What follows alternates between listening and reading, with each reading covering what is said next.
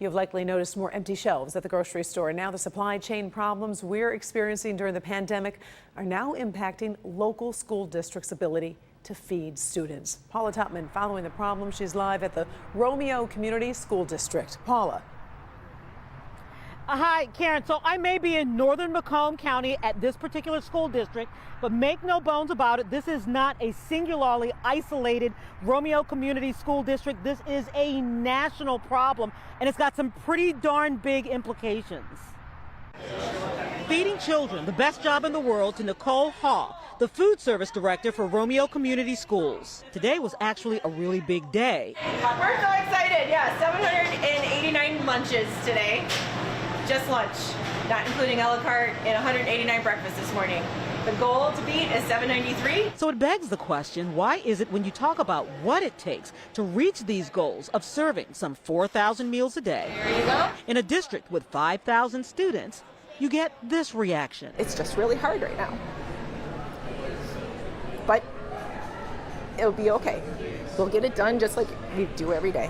It's the stuff you don't see, because feeding children in a district this size, and all are now eligible for free breakfast and lunch per government mandates, it amplifies the lack of infrastructure, the sheer logistics, and the supply chain deficits, and it makes the job of feeding children at this level untenable. New regulations in food service that's having us serve so many more meals with the same or less staff in kitchens that weren't designed or we're not used to feeding this volume of kids. So it's a wonderful thing that we're feeding more kids breakfast and lunch. But behind the scenes, there's significant demands. Remember the school menus you used to get in advance so you could plan? I already have children out here, even just at the high school. Can we get more personal pizzas? Well, yes, I would love to, honey, but I don't have enough ovens to put them in, and I don't have enough people to do it yet, but we're working on that. That's out the window. Whatever we can get our hands on at this point is what we're doing. And this is not just a Romeo School District problem. Everyone in the United States is feeding children for free.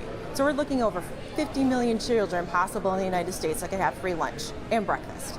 So everyone is jockeying for the same paper goods, the same French fries, the same Bosco sticks, pizza. And when everyone is looking for the same stuff at the same time, and the supplies are limited because of the backups in the supply chain, the commodity becomes the food itself. And so food service workers are turned into commodities hunters, wheeling and dealing on a regular basis, not to get what they need, but to score what they need. What are you worried about?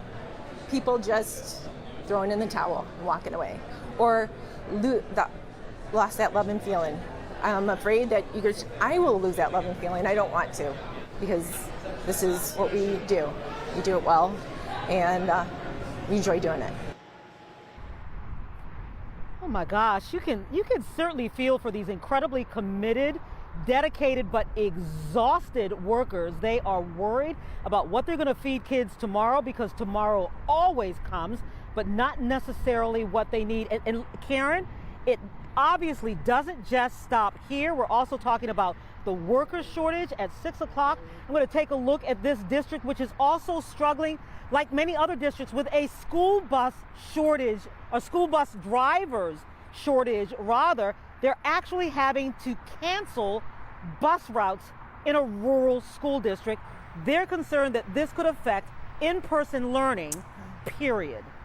Wow, there's so much to balance there. You've got to feel for Nicole. You can tell she loves those kids. I mean, by those tears. And a huge thank you to her and her staff, and looking forward to... Absolutely. Yeah, thank you, Paula. We're looking forward to more reports on this.